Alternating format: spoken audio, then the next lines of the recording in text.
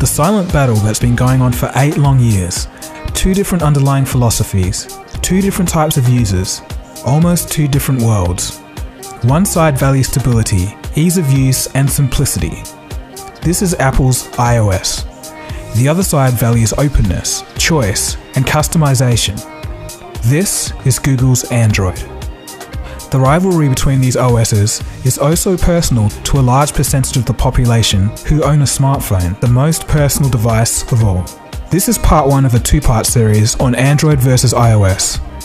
In these videos, we'll take an interesting look at the brief history of both Android and iOS, weigh out the pros and cons of each, and then we'll take a look at what conclusions we can draw. Is one better than the other, or is that even the right question to be asking? There's a lot to this story, but to really understand it, we have to go to the beginning.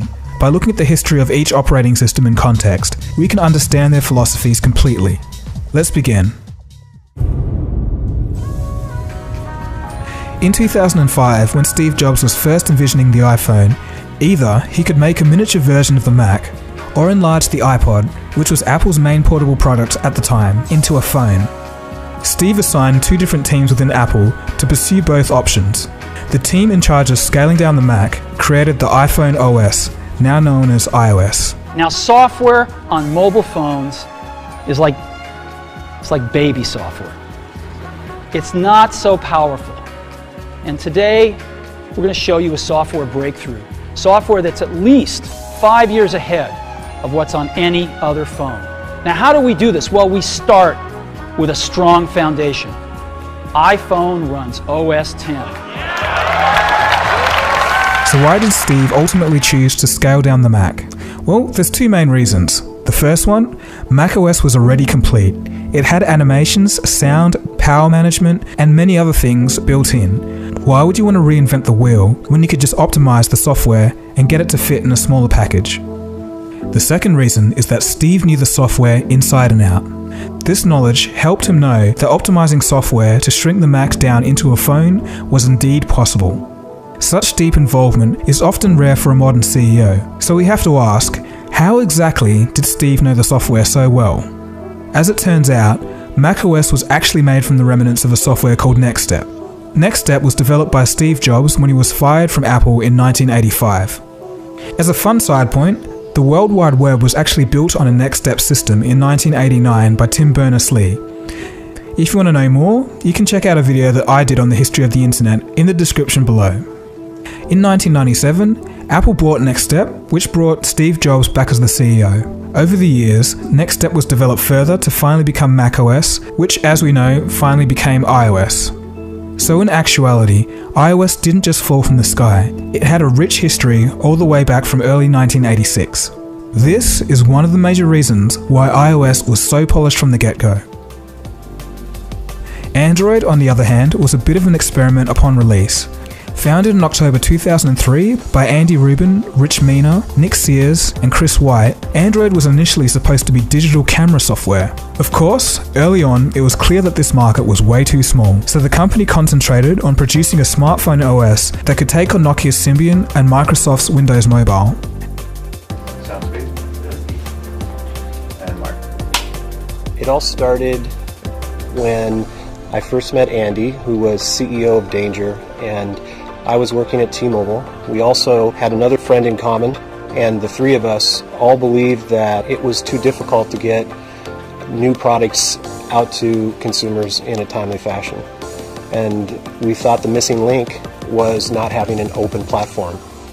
And that's how Android got started.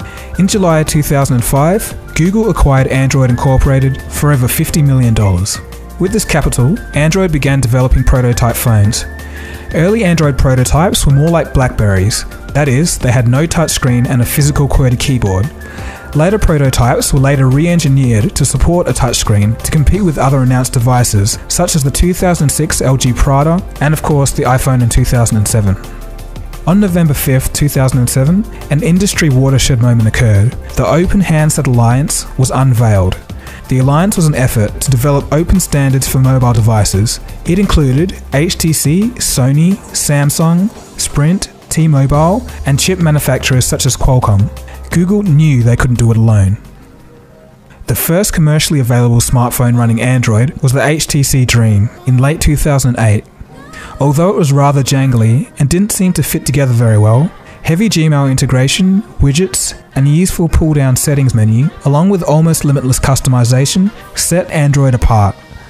The lagginess of the HTC Dream and other early Android devices when compared to the iPhone resulted in a negative perception in the minds of the average uninformed consumer. It did also do some brand damage to the operating system early on. Since then, however, Android phones have changed greatly over time.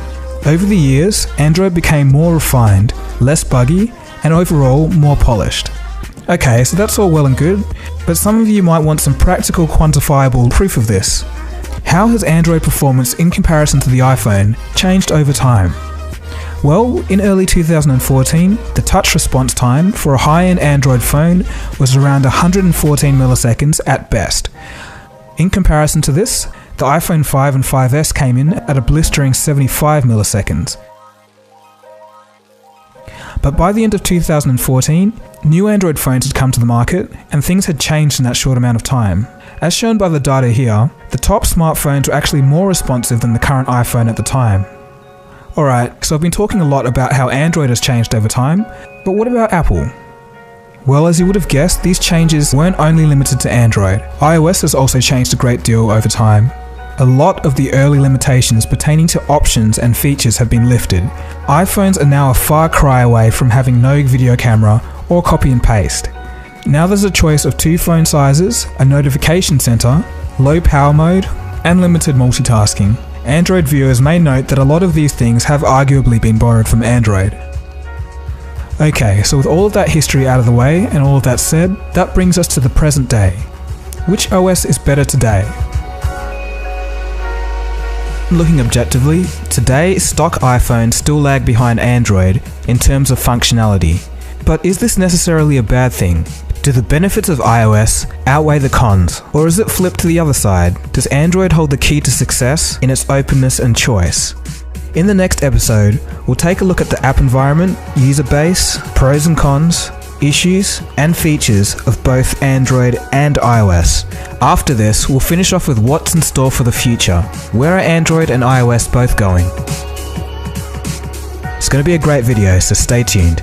Anyway, this has been Dagogo. Don't forget to give this video a thumbs up, leave a comment, and subscribe if you're new. I want to thank you for watching, and I'll see you again soon for another video. Cheers guys, have a good one.